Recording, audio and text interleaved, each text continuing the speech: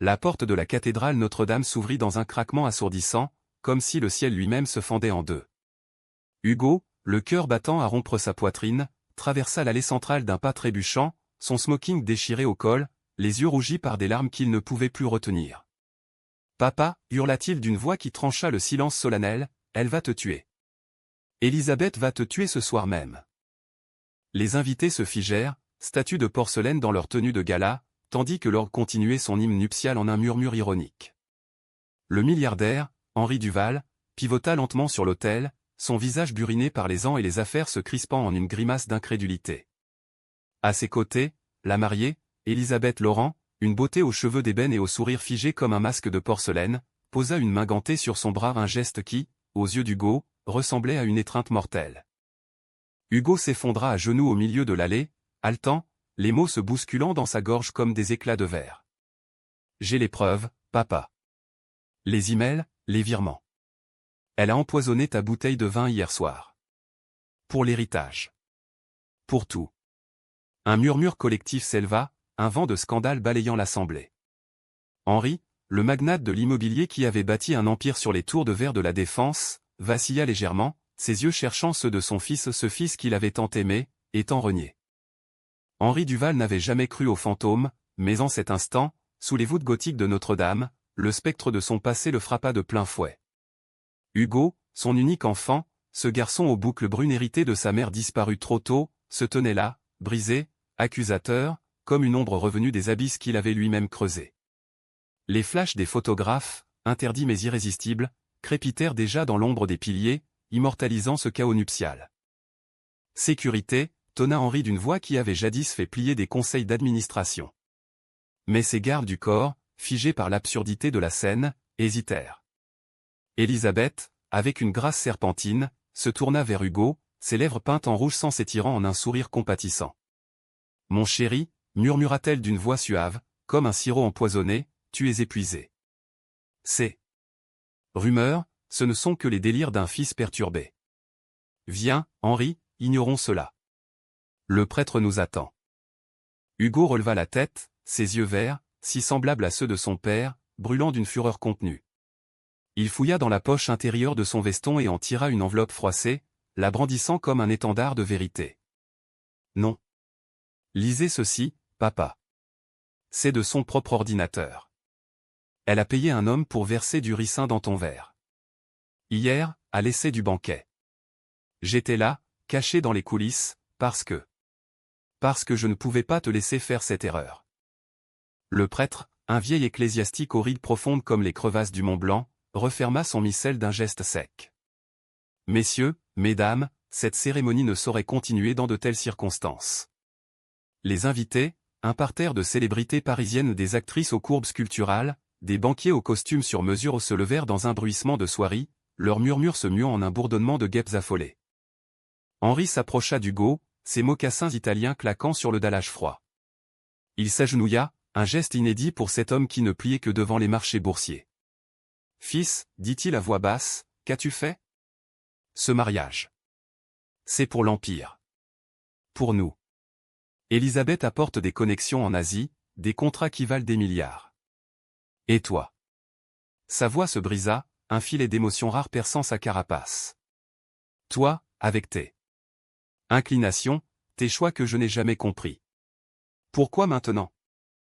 Hugo sentit une lame invisible lui transpercer le cœur. Ses inclinations. C'était ainsi que son père appelait son amour pour Jules, ce amour qu'il avait sauvé des ténèbres de l'adolescence, quand les murs froids de leur hôtel particulier du 16e arrondissement résonnaient de silences accusateurs. Jules, avec ses yeux bleus comme la Seine au crépuscule, ses mains d'artiste tatouées de rêves inachevés. Ils s'étaient rencontrés 3 ans plus tôt, lors d'une exposition underground à Belleville, où Hugo, fuyant un gala familial, avait trouvé refuge dans les toiles abstraites et les corps entrelacés sous les néons. « Parce que je t'aime, papa » répondit Hugo, la voix tremblante. « Et parce que l'amour ne ment pas. Contrairement à elle. » Il jeta l'enveloppe aux pieds d'Élisabeth, qui la ramassa d'un air théâtral, la feuilletant avec une lenteur calculée. Ses ongles manucurés, laqués de noir, griffèrent le papier comme des cerfs. « Ridicule » siffla-t-elle. « Ce sont des faux. Hugo est jaloux. jaloux de mon amour pour toi, Henri. Il a toujours été instable. Ses aventures avec cet artiste de bas étage, Jules, n'ont fait qu'empirer les choses. Le nom de Jules claqua comme une gifle. Hugo bondit sur ses pieds, le sang affluant à ses tempes. Comment osait-elle? Jules, qui avait sacrifié son rêve de galerie pour le soutenir, qui avait pensé ses plaies invisibles avec des baisers volés sous les ponts de la Marne. Henri se redressa, son regard passant d'Elisabeth à Hugo, pesant les âmes comme un juge antique. Assez. Nous irons au commissariat. Immédiatement. Il tendit la main à son fils, un geste hésitant, chargé de regrets non dits. Hugo la saisit, et pour la première fois depuis des années, il sentit la chaleur d'un lien paternel, fragile comme une toile d'araignée sous la pluie parisienne. Tandis que la police, alertée par un assistant paniqué, franchissait les portes de la cathédrale, Hugo fut emporté par un tourbillon de souvenirs. Tout avait commencé 6 mois plus tôt, quand Elisabeth était entrée dans leur vie comme une tempête de parfums Chanel et de promesses dorées. Fille d'un magnate pétrolier libanais, elle avait séduit Henri lors d'un sommet économique à Cannes. Hugo l'avait vue pour la première fois lors d'un dîner familial, ses yeux sombres scrutant l'héritier comme un prédateur jaugeant sa proie. Dès lors, les soupçons avaient germé. Des appels nocturnes qu'elle masquait par des rires forcés. Des absences prolongées à Monaco, où elle prétendait négocier des alliances. Hugo, étudiant en droit à la Sorbonne, avait commencé à fouiller non par paranoïa, mais par cet instinct protecteur qu'il tenait de sa mère, cette femme aux yeux verts qui avait murmuré à son oreille, avant de succomber au cancer, « Protège ton père, mon ange. Il est plus vulnérable qu'il n'y paraît. » Jules avait été son complice dans cette enquête clandestine. Ensemble, ils avaient piraté illégalement, passionnément l'ordinateur d'Elisabeth lors d'une soirée arrosée au Moulin Rouge.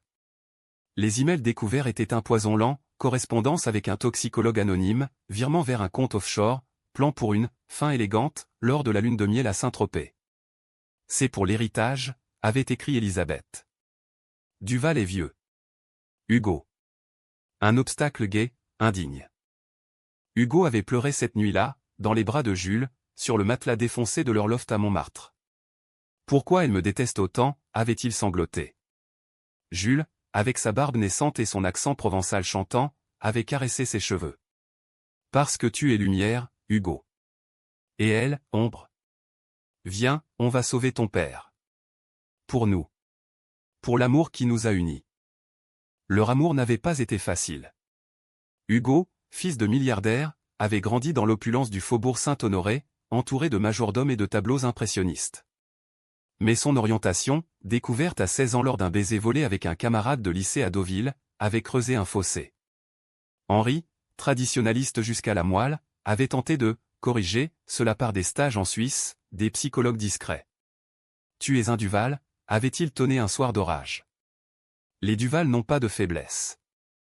Jules, lui, venait d'un monde opposé, fils d'un pêcheur de Marseille, il avait gravi les échelons des beaux-arts par la bourse et la rage.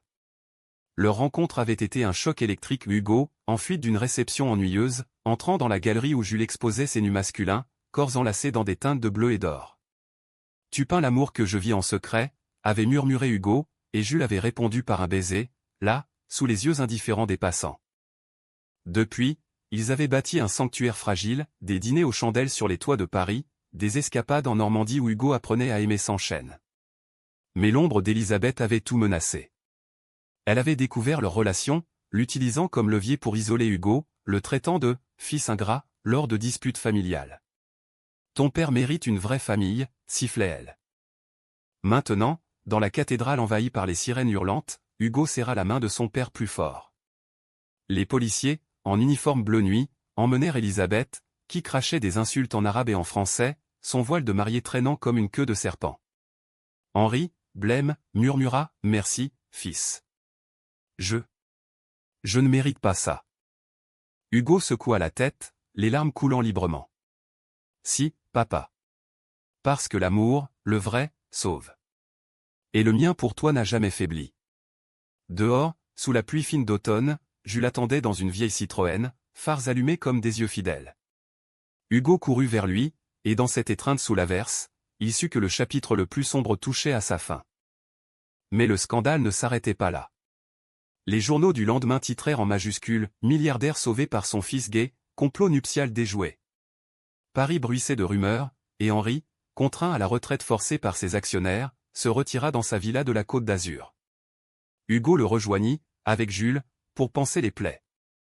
Là, sous les oliviers centenaires, les conversations s'ouvrirent enfin, sur la mer, sur les regrets, sur cet amour que Henri, dans sa solitude, avait jalousé en secret.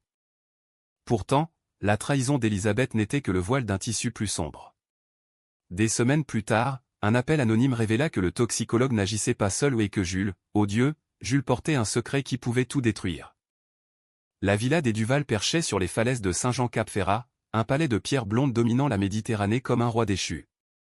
Henri y avait trouvé refuge, ses jours rythmés par le clapotis des vagues et les visites sporadiques de ses avocats. Hugo et Jules l'avaient accompagné, transformant ce sanctuaire en un cocon improbable, repas partagés sous la pergola, où le vin rosé coulait comme des aveux tardifs, et promenade au crépuscule, où Henri apprenait à poser des questions sans jugement. « Raconte-moi, fils, demanda-t-il un soir, alors que le soleil saignait sur l'horizon. Comment as-tu su pour Jules ? Ils étaient assis sur la terrasse, une bouteille de château d'Yquem à moitié vide entre eux. Jules, feignant de lire un roman de Gide, leva les yeux, un sourire timide aux lèvres. Hugo hésita, le sel de la mer piquant ses souvenirs. À l'expo, papa. Ses toiles. Elle parlait de corps libre, d'amour sans chaîne. J'étais perdu, après ta énième leçon sur l'héritage. Il m'a vu, et...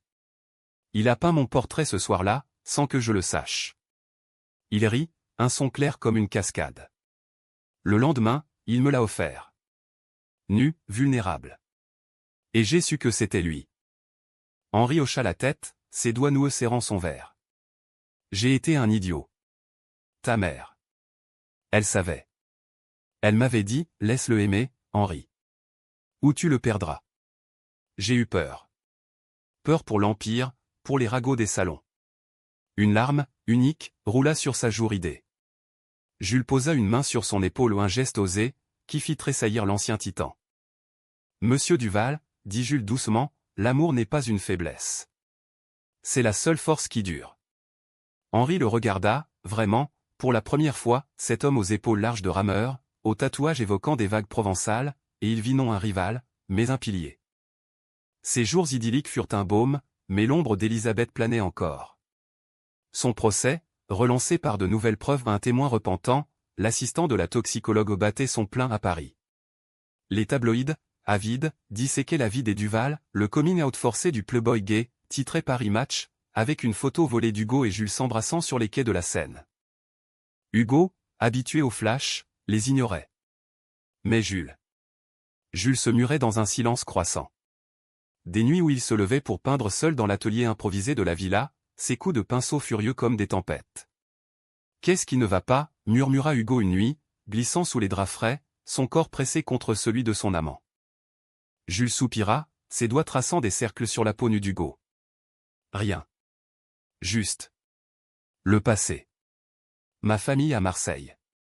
Ils ne savent pas pour nous. Et avec tout ça, les journaux. Sa voix se brisa. Hugo l'embrassa, un baiser profond, salé de mer et de désir. On affrontera ensemble. Comme toujours. Pourtant, le doute s'insinua, tel un ver dans une pomme dorée. 2 jours plus tard, alors qu'Hugo assistait Henri à une visioconférence avec ses notaires, son téléphone vibra, un numéro inconnu. Hugo Duval, grésilla une voix masculine, rauque comme du gravier. Votre petit ami, Jules Moreau, a des dettes. De gros dettes. Et Élisabeth les connaît. Elle paie pour que je parle. Le cœur d'Hugo s'arrêta. Dettes ? Jules, qui vivait de bourses et de commandes sporadiques, avait-il caché quelque chose ? Il raccrocha, les mains tremblantes, et se rua vers l'atelier. Jules était là, dos tourné, un chevalet couvert d'une toile inachevée, un portrait d'Élisabeth, son visage déformé en une grimace démoniaque. C'est vrai, explosa Hugo. Les dettes ? Elle t'a contacté ? Jules pivota, pâle comme un spectre, la peinture dégoulinant de ses doigts. Hugo. Ce n'est pas ce que tu crois. C'était avant toi. Un prêt pour ma sœur, malade. J'ai remboursé, mais les usuriers. Ils mentent. Hugo recula, le monde chavirant. PHNB ? Non, pas de Jules. Mais les mots d'Élisabeth, lors d'une confrontation pré-procès, résonnaient, ton Jules est faible. Il vendrait son âme pour de l'argent. Demande-lui pour les photos. Des photos? Hugo avait balayé cela comme du venin, mais maintenant. Il quitta la villa en trombe, roulant sa Porsche cabriolet le long de la corniche, le vent fouettant ses larmes. À Nice, dans un café bondé de la promenade des Anglais, il appela un détective privé le même qui avait démasqué Élisabeth. Fouillez Jules Moreau. Tout. Immédiatement. Les heures s'étirèrent en une éternité de jazz languide et de cigarettes consumées. Quand le détective rappela, sa voix était lourde, « Monsieur Duval, votre partenaire a bien eu des dettes. Mais il les a effacées en vendant des œuvres à Élisabeth Laurent. Il y a 1 an. Elle l'a approché pour une toile. Et pour des infos sur vous. Rien de grave, mais... Il a accepté l'argent. » Hugo raccrocha, le monde en ruine. PHNB. La plus douce, la plus cruelle. Il rentra à la villa au lever du soleil, trouvant Jules endormi sur le canapé, un croquis de deux serré contre sa poitrine. « Pourquoi » murmura-t-il en le secouant. Jules s'éveilla en sursaut, les yeux écarquillés. « Hugo. Écoute-moi. C'était une toile anodine. Elle a offert le double, pour ma sœur.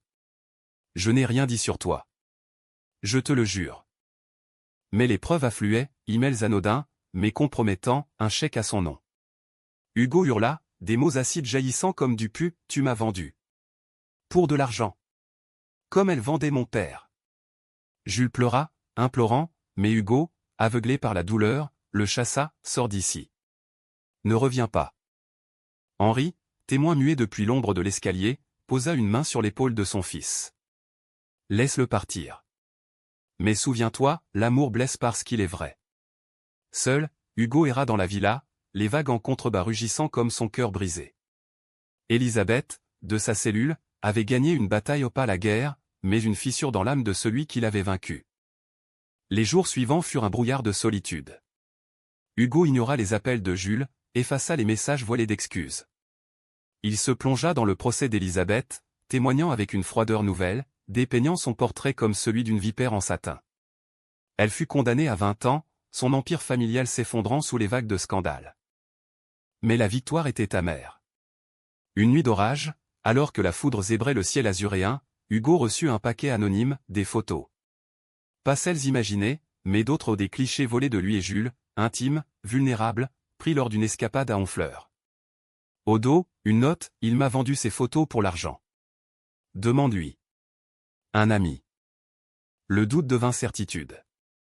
Hugo, brisé, s'enferma dans sa chambre, les murs tapissés de souvenirs, billets de train froissés, esquisses signées JM. Il pleura jusqu'à l'aube, maudissant l'amour qu'il avait rendu si faible. Pourtant, au fond de lui, une voix, celle de sa mère, peut-être murmurait, « La vérité libère. Cherche-la. » Le lendemain, il affronta Henri. « Papa, je dois savoir. » Sur Jules. Sur moi. Henri, les yeux voilés par la sagesse de l'âge, hocha la tête. Va à Marseille. Trouve ses racines. Et trouve-toi. Ainsi, Hugo prit la route, la corniche sinueuse défilant comme un ruban de regret. Marseille l'accueillit avec son chaos salin, port grouillant, marché aux épices, et l'ombre du vieux port où Jules avait grandi. Il frappa à la porte d'une maison modeste, celle de la sœur de Jules, une femme aux yeux lasses nommée Léa. « Il t'aime, dit-elle après un thé brûlant, les mains tremblantes. Les dettes. C'était pour mon traitement. Cancer. Il a vendu à Élisabeth une toile, oui. Mais les photos? C'était elle qui les avait déjà. Elle les a utilisées pour le menacer. Jules n'a rien fait. Il m'a juré. » Hugo sentit le sol se dérober. Une erreur? Une manipulation?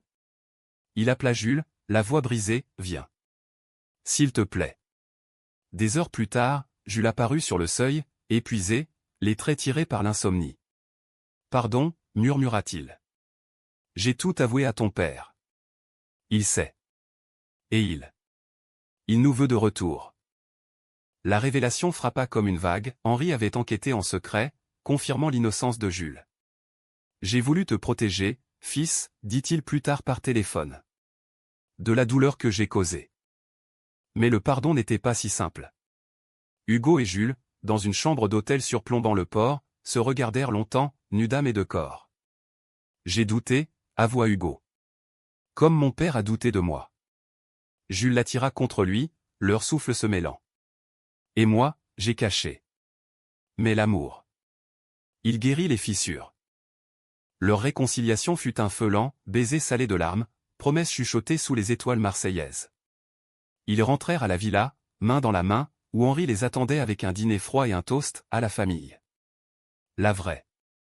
Pourtant, le destin, ce farceur parisien, réservait un dernier coup. Une lettre d'Elisabeth, depuis sa prison, atterrit sur le bureau d'Henri, vous avez gagné. Mais Hugo portera ma marque. Pour toujours. Que entendait-elle par là? Le trio, uni désormais, décida d'affronter l'inconnu. L'amour, après tout, n'était pas une fin, mais un commencement. De retour à la villa, l'air semblait plus léger, chargé d'iodes et de possibles. Hugo et Jules partageaient désormais la suite principale, leurs corps entrelacés chaque nuit comme des racines cherchant la terre fertile. Henri, observateur silencieux, se surprenait à sourire en les voyant, Jules aidant au jardin, taillant les rosiers avec une précision d'artiste, Hugo lisant du Proust à voix haute sous l'ombre des pins parasols. C'est comme si ta mère était revenue, murmura-t-il un après-midi, une rare vulnérabilité perçant sa voix. Mais la lettre d'Elisabeth pesait comme une épée de Damoclès. Henri la lut à haute voix, sa diction précise coupe en l'air, vous pensez avoir triomphé, Duval. Mais mon venin coule dans les veines de votre fils. Il le saura bientôt. Amusez-vous bien. Les mots, griffonnés d'une main élégante même en captivité, glaçaient le sang. Du bluff, trancha Hugo, mais son estomac se noua. Elisabeth avait toujours excellé dans l'art de la menace voilée lors du procès, elle avait souri en le fixant, comme si elle détenait un secret plus sombre que le meurtre avorté. Jules, pragmatique, proposa, engageons un expert. Analysons-la. Elle veut nous briser, encore. Ils contactèrent un graphologue de Paris, une femme aux lunettes cerclées d'écailles nommée Madame Leclerc. Ses conclusions arrivèrent par courrier express, l'écriture montre de la rage contenue, mais pas de mensonge flagrant. Quelque chose de personnel sur Monsieur Hugo Duval. Peut-être médical. Médical? Hugo pâlit, se rappelant une prise de sang anodine, 6 mois plus tôt, lors d'un check-up post-scandale. Le médecin de famille, un vieux routier des Duval, fut convoqué. Dans le bureau lambrissé, face à la mer turquoise, il déplia un dossier jauni. « Monsieur Hugo, dit-il doucement, lors de votre dernier examen, j'ai détecté une anomalie. Un marqueur génétique rare. Pas un cancer, Dieu merci, mais une prédisposition à une maladie cardiaque précoce. Héritée, peut-être de votre mère. J'ai tu cela, sur ordre de votre père, pour éviter le stress. » Henri baissa la tête, coupable. « J'avais peur, fils. Peur de te voir comme elle, fauché trop tôt. » Hugo sentit la colère monter, un volcan endormi. Et Elisabeth? Comment savait-elle? Le médecin haussa les épaules. Elle a eu accès à vos dossiers, via un contact à l'hôpital. Avant le mariage. C'était son levier, te faire chanter pour que tu gardes le silence sur le poison. La révélation frappa comme un raz-de-marée. Elisabeth n'avait pas seulement visé Henri, elle avait ourdi un filet pour Hugo, exploitant sa vulnérabilité secrète pour le museler. Jules, les poings serrés, jura, elle paiera plus que la prison. On va la confronter. Mais Hugo secoua la tête, une sagesse nouvelle dans les yeux. Non. La vengeance nous rongerait. Vivons, au contraire. Pour défier sa malédiction. Ces mots devinrent leur mantra. Hugo entama un régime strict, des consultations avec un cardiologue de renom à Monaco, et des promenades quotidiennes avec Jules le long des sentiers escarpés. Leur amour s'approfondit dans cette adversité, nuit où Jules massait le torse d'Hugo, écoutant les battements irréguliers comme une symphonie secrète, matin où il nageait nu dans une crique privée, riant des vagues qui les portaient. Henri, transformé par la proximité de la mort évitée, légua une partie de l'empire à Hugo au non pour l'argent, mais pour la leçon, gère-le avec cœur, fils. Pas avec poing. Hugo, diplômé de la Sorbonne, lança une fondation, Amour Libre, soutenant les jeunes LGBTQ+, en France, offrant bourse et thérapie. Jules en devint l'artiste réside, ses toiles aux corps enlacés, cœurs battants ornant les galas parisiens. Paris les rappela pour un événement, le vernissage de Jules au Louvre, une consécration inattendue. La capitale, cette maîtresse capricieuse, bruissait d'excitation. Hugo, en smoking slim, escortait son amant sous les flashs, Henri à leur côté comme un patriarche rédimé. Regardez-les, chuchotaient les invités, le fils gai et son sauveur. Une romance digne d'un Balzac moderne. Mais sous les lustres cristallins, un fantôme surgit, un journaliste, envoyé par les avocats d'Elisabeth en appel. Monsieur Duval, lança-t-il micro en main, des rumeurs sur votre santé. Est-ce vrai que la mariée a su pour votre cœur défaillant? Qu'elle vous a fait chanter? La salle se tut, un silence oppressant comme un linceul. Hugo, le cœur cognant littéralement, s'avança. Oui. Elle a essayé de nous détruire tous. Mais l'amour. Il se tourna vers Jules, dont les yeux brillaient d'un mélange de fierté et d'inquiétude. L'amour guérit ce que la haine blesse. Applaudissements tonitruants, flashs aveuglants. Henri, ému, serra l'épaule de son fils, « Tu es plus fort que moi, Hugo. » La nuit culmina en une danse privée, Hugo et Jules, sous les étoiles du jardin des Tuileries, valsant au son d'un violoniste itinérant. « Je t'aime » murmura Hugo, sentant son pouce apaisé contre la poitrine de Jules. Malgré tout. Jules répondit par un baiser, profond, chargé de promesses, et moi, pour toujours. Ton cœur est le mien. Pourtant, le conflit n'était pas clos. De retour à la villa, un appel nocturne brisa l'idylle, la sœur de Jules, Léa, en crise. Son cancer, tenace, avait métastasé. Viens, supplia-t-elle. Avant qu'il soit trop tard. Jules, dévasté, embarqua pour Marseille le lendemain, Hugo le suivant de près, Henri offrant son jet privé comme un pardon muet. À l'hôpital de la Timone, l'odeur d'antiseptique et de désespoir enveloppa Jules comme un suaire. Léa, amaigrie mais combative, les accueillit d'un sourire faible. Mon frère. Il a tout sacrifié pour moi. Ne le laisse pas s'effondrer, Hugo. Ils veillèrent, à tour de rôle, des nuits blanches ponctuées de souvenirs, l'enfance de Jules sur les quais, pêchant des rêves dans l'eau trouble, ses premiers amours, gauches et passionnés, avec des garçons du quartier. Hugo, témoin de cette fragilité, vit Jules sous un jour nouveau, non plus l'amant invincible, mais un homme forgé par la perte. « Je suis là » murmura-t-il un soir, alors que Jules s'effondrait en sanglots contre son épaule. On affronte ça ensemble. Leur étreinte, dans la chambre stérile, fut un refuge, mains entrelacées, souffle synchronisé, un amour qui défiait la maladie comme il avait défié le scandale. Léa s'éteignit 2 semaines plus tard, dans une eau brosse sur la mer. Jules, brisé, organisa un enterrement simple, criait des pêcheurs, bouquet de lavande, et une toile inachevée posée sur le cercueil un portrait d'elle, jeune, riant sous le soleil provençal.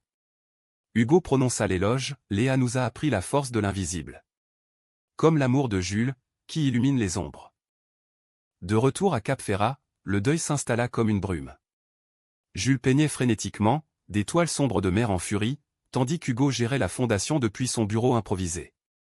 Henri, sentant le vent tourner, proposa « Venez à Paris pour Noël. Recommençons. » Une famille. Mais la réaction d'Elisabeth, libérée sous caution pour son appel, fut un coup de poignard. Elle contacta la presse, divulguant anonymement les détails médicaux d'Hugo, le fils gai du milliardaire, condamné par son cœur fragile. Les articles fusèrent, un lynchage médiatique, spéculation sur sa virilité, moquerie sur son « amour maudit ». Hugo, acculé, envisagea le pire, la fuite, l'anonymat. Jules, furieux, le retint, non. On contre-attaque. Avec vérité. Ils accordèrent une interview exclusive à Le Monde, Hugo, torse nu pour un électrocardiogramme en direct, expliquant sa maladie, son amour, sa résilience. Elisabeth voulait me briser. Mais je vis. Pour Jules. Pour nous tous. Le backlash fut un raz-de-marée, soutien massif des communautés LGBTQ+, pétition pour réformer la protection des données médicales. Elisabeth, discréditée, perdit son appel, renvoyée en cellule avec une sentence alourdie. Dans l'euphorie de la victoire, Hugo et Jules s'envolèrent pour New York, un clin d'œil à l'esprit américain du drame, mais ancré dans leur France. Sur les toits de Manhattan, sous les lumières de Times Square, ils se marièrent civilement, un serment discret, dans la joie et la peine, le cœur battant ou faiblissant. Henri, présent via vidéo, versa une larme, ma famille. Mon trésor. New York avait été un tourbillon, gratte-ciels acérés comme des ambitions, nuit blanche dans des lofts de Soho où Jules exposait pour la première fois outre-Atlantique. Hugo, son alliance neuve au doigt, avait négocié des partenariats pour la fondation, transformant Amour libre en un pont transatlantique. Mais sous les feux de la rampe, le doute persistait, son cœur, ce traître silencieux, s'était rebellé lors d'une gala à un étourdissement fugace, balayé par un baiser de Jules, mais gravé dans sa mémoire. De retour en France, au printemps suivant, la villa fleurissait d'azalées roses, miroir de leur renaissance. Henri, revitalisé, avait vendu une tour de la Défense pour financer des centres d'accueil LGBTQ+ à Lyon et Bordeaux. C'est ma réparation, confiait-il à Hugo lors de leur partie d'échecs vespérale, où les pièces de bois sculptées symbolisaient les batailles gagnées. Jules, lui, avait trouvé une paix dans la création, une série de toiles, cœur battant, exposées au centre Pompidou. Chaque œuvre était un témoignage, un torse masculin, veines saillantes comme des rivières, enveloppées de fils d'or, allégorie de l'amour qui suture les failles. Hugo posait souvent, nu sous les pinceaux, vulnérable et fier. « Tu me rends immortel », murmurait-il, tandis que les couleurs séchaient sur sa peau. Leur intimité s'était affinée, un vin millésimé, matin paresseux où Jules cuisinait des tartines à la provençale, soir où ils faisaient l'amour sur la plage privée, le sable chaud épousant leurs courbes. « Je sens ton pouls, ici », chuchotait Jules, lèvres contre la carotide d'Hugo, et celui-ci riait, « il bat pour toi. » Seulement. Pourtant, le passé, ce importun, ressurgit sous la forme d'un visiteur inattendu, Marc, l'ex de Jules, un sculpteur aux airs de pirate, débarquant à la villa sans prévenir. « J'ai lu les articles, » dit-il, une bouteille de pastis à la main. « Félicitations pour le mariage. Mais je dois parler à Jules. » Seul. Hugo, piqué au vif, s'effaça, mais le doute ce vieil ennemi s'insinua. Marc était une ombre du passé, rencontré à l'école des Beaux-Arts, leur relation avait été un feu de paille, passionnée mais toxique nuit d'absinthe et de jalousie, finissant en crise sous les ponts de la Garonne. Jules l'avait quitté pour se recentrer, mais Marc, instable, avait sombré dans l'oubli. Ce soir-là, Hugo les espionna depuis la terrasse, Marc, gesticulant, voix rauque, Jules, tendu, secouant la tête. Quand Marc partit, ivre et maudit, Hugo confronta son époux, qu'a-t-il voulu? De l'argent? Du sexe? Jules soupira, las. Rien. Il est en faillite. Sa galerie a coulé. Il cherchait du réconfort. Je l'ai renvoyé. Mais les graines du soupçon germèrent. Hugo, hanté par la trahison fantôme d'Elisabeth, fouilla le téléphone de Jules un acte vil, qu'il regretta aussitôt. Rien, que des messages tendres, des photos d'eux. Pourtant, un appel manqué à Marc le soir du gala new-yorkais. C'était lui, explosa Hugo lors d'une dispute orageuse. Jules, blessé, contre-attaqua, tu doutes encore? Après tout? Ton cœur n'est pas le seul à saigner, Hugo. Les mots volèrent comme des éclats, accusation de jalousie maladive, de peur de l'abandon. Hugo, emporté, hurla, tu m'as caché les dettes, les ventes. Comment faire confiance? Jules claqua la porte, s'enfuyant vers l'atelier, où ses pinceaux lacérèrent une toile vierge en lambeaux écarlates. Henri, médiateur improbable, intervint au matin, l'amour est un échiquier, fils. Parfois, on sacrifie une pièce pour gagner la partie. Parle. Réconciliés dans un café de Nice, Hugo et Jules s'ouvrirent, les peurs de Hugo, ancrées dans l'abandon paternel, les cicatrices de Jules, né d'une famille homophobe qu'il avait chassé à 18 ans. Je te choisis, chaque jour, affirma Jules, larmes aux yeux. Comme tu m'as choisi au scandale.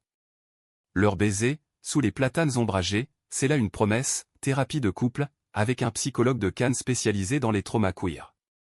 Les sessions, intimes et cathartiques, dénouèrent les nœuds, Hugo apprenant à écouter son corps sans peur, Jules à partager ses ombres sans honte.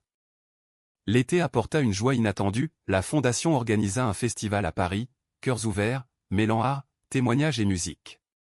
Julie présenta une installation interactive, des cœurs en verre, gravés de confessions anonymes, illuminés par des LED chacun pulsant au rythme d'un battement enregistré. Hugo, keynote speaker, raconta leur histoire, du mariage interrompu à l'amour triomphant, sans phare, sans filtre. La foule, diverses et vibrantes jeunes activistes, parents repentis, alliés curieux, applaudit debout. Parmi eux, une surprise, des membres de la famille de Jules, venus de Marseille, invités par Léa avant sa mort. Sa mère, veuve aux cheveux grisonnants, serra Jules dans ses bras, « Ton père. » Il regrettait. « Moi aussi. Bienvenue, mon fils.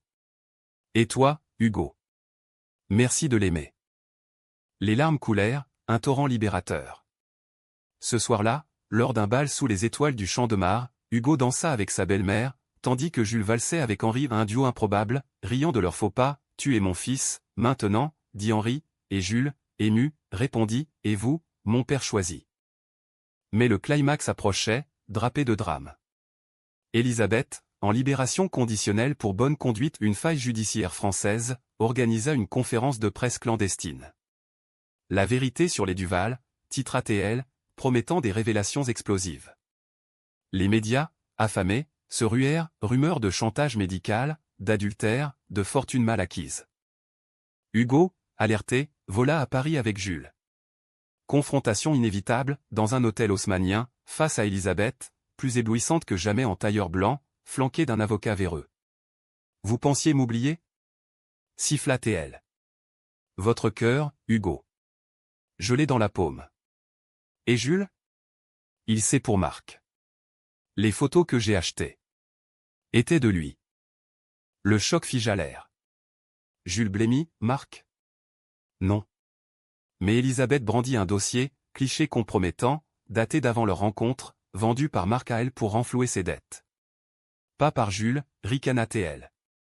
Mais il le savait. Et il a gardé le silence. Pour te protéger ? Ou par culpabilité ? Hugo se tourna vers Jules, le monde vacillant. C'est vrai ? Jules, voix brisée, oui. Marc m'a confessé, il y a 1 an. Je ne voulais pas te blesser. C'était du passé. La trahison, mineure mais poignante, explosa, Hugo s'effondra, poitrine oppressée, son cœur protestant en spasmes douloureux. Appelez une ambulance, hurla Henri, accouru par miracle. Dans le chaos aux sirènes, injecteur d'adrénaline, Élisabeth fut arrêtée pour violation de conditionnel, son bluff final se retournant contre elle. À l'hôpital, Hugo, stabilisé, serra la main de Jules, « Ne pars pas. » Jamais. Le pardon vint lentement, forgé dans la chambre blanche, confession murmurée, serment renouvelé. Nous sommes imparfaits, dit Hugo. Mais ensemble, entiers. L'hôpital Cochin, avec ses couloirs labyrinthiques et son odeur de lin frais, devint un berceau inattendu. Hugo, relié à des moniteurs bipants comme un cœur électronique, récupéra sous les soins attentifs d'une équipe de cardiologues. Jules ne quitta pas son chevet, dormant sur une chaise pliante, ses esquisses griffonnées sur des serviettes en papier témoignant d'une veille créative. Henri, en sentinelle, gérait les médias d'une main de fer, pas de visite. Mon fils a besoin de paix. La crise cardiaque mineure, mais avertissement clair força une introspection profonde. Hugo, alité, repassa le film de leur Odyssée, l'interruption chaotique du mariage, les trahisons ourdies, les amours rapiécés. J'ai couru après la vengeance, murmura-t-il à Jules un soir, alors que la lune filtrait par les persiennes. Au lieu de l'amour. Jules, les yeux cernés, caressa sa main, et moi, j'ai fui les ombres. Mais plus maintenant. La sortie fut une renaissance, fauteuil roulant poussé par Henri jusqu'à la Mercedes blindée, puis vol charter vers une clinique privée en Suisse, celle où, ironie du sort, Henri l'avait jadis envoyé, corriger, son orientation.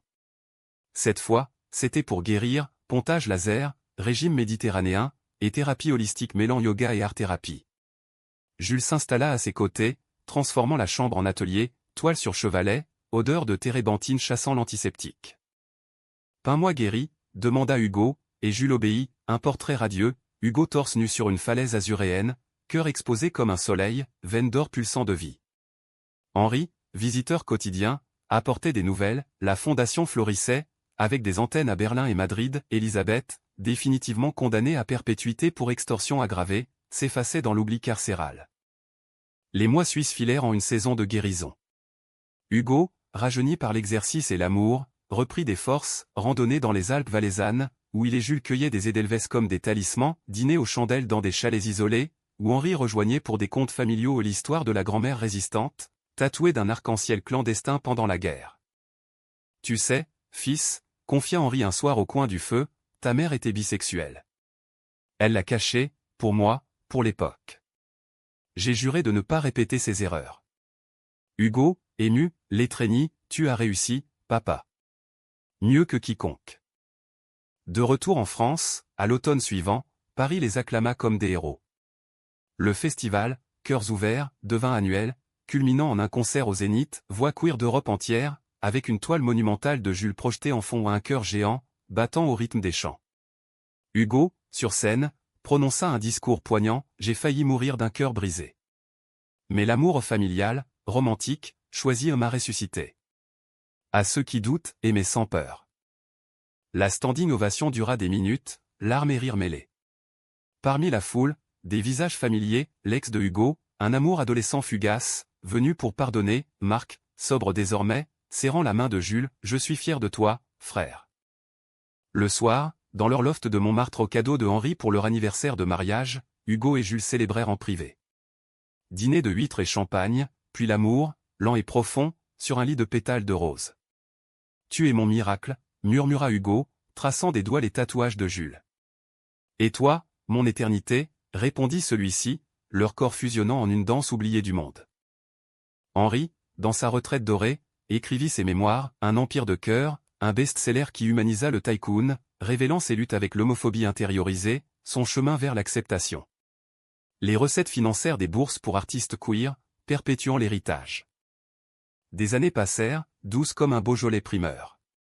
Hugo, 40 ans, dirigeait la fondation avec une poigne compatissante, Jules exposait au MoMA, ses œuvres célébrant l'amour masculin comme un hymne universel.